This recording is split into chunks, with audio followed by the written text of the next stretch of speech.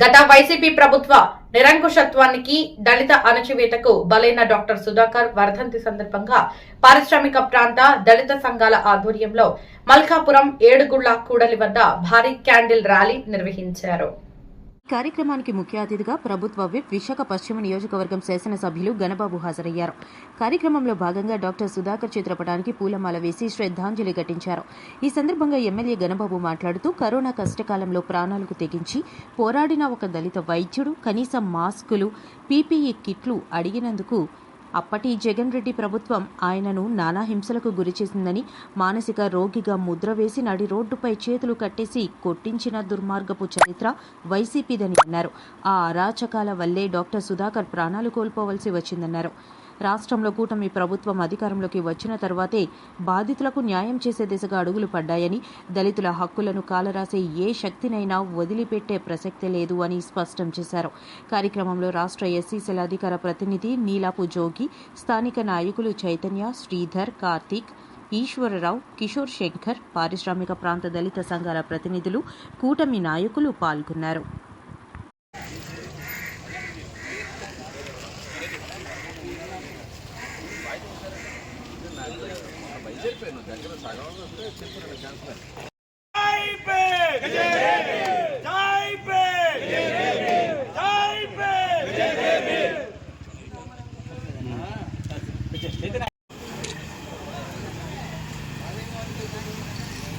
జై జగజీవన్ రామ్, జై జగజీవన్ రామ్, జై జగజీవన్ రామ్.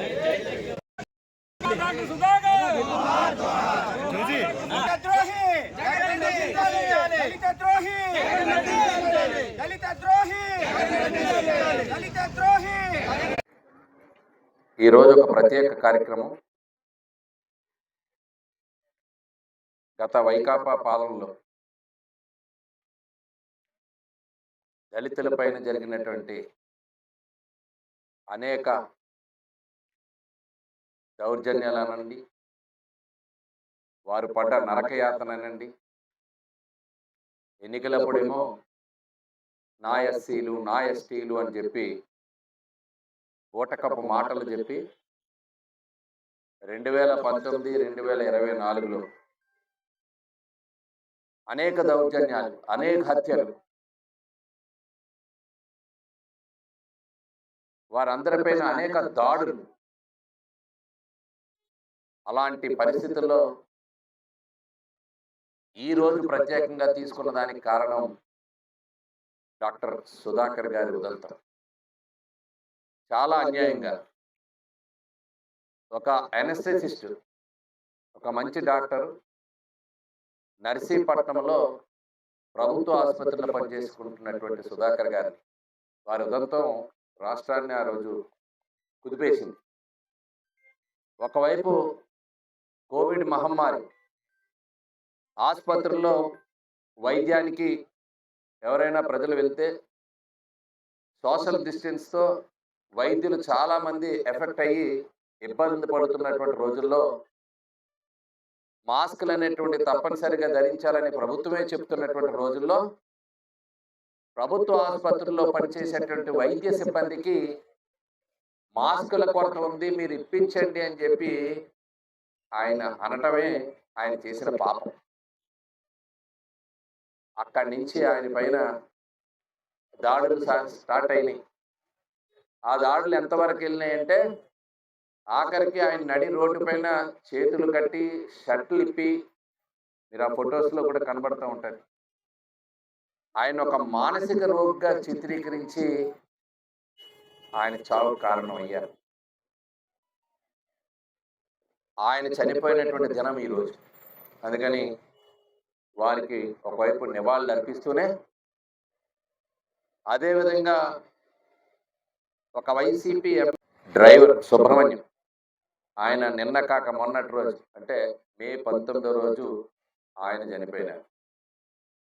ఆయన్ని ఎలా చంపేశారంటే యాక్సిడెంట్ అని చెప్పి డోర్ డెలివరీ చేశారు. ఆ బాడీని తీసుకొచ్చి ఇంటి దగ్గర దింపారు, వాళ్ళే దింపారు.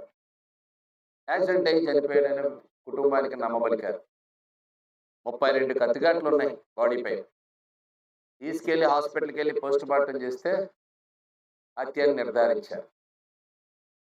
ఈ రకంగా అనేకమైనటువంటి వ్యక్తుల మీద డాక్టర్ అచ్చన్ వెటర్నరీ హాస్పిటల్లో పనిచేస్తున్నాడు.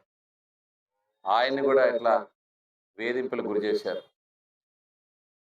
ఒక తాడిపత్రిలో ఒక సిఐ, దళిత సిఐ, అతన్ని అవమానించి అనేక రకాల ఇబ్బంది పెడితే ఆయన సూసైడ్ చేసుకున్నారు. అంటే ఇలాంటి హోదాల్లో ఉన్నవారు. ఇంకా మన విశాఖపట్నంలో కోడికత్తి శ్రీను, ఆ కేసులో ఆయన అరెస్ట్ అయితే ఈయన సింపతి కోసం 5 ఏళ్ళు బెయిల్ రాకుండా చేశారు.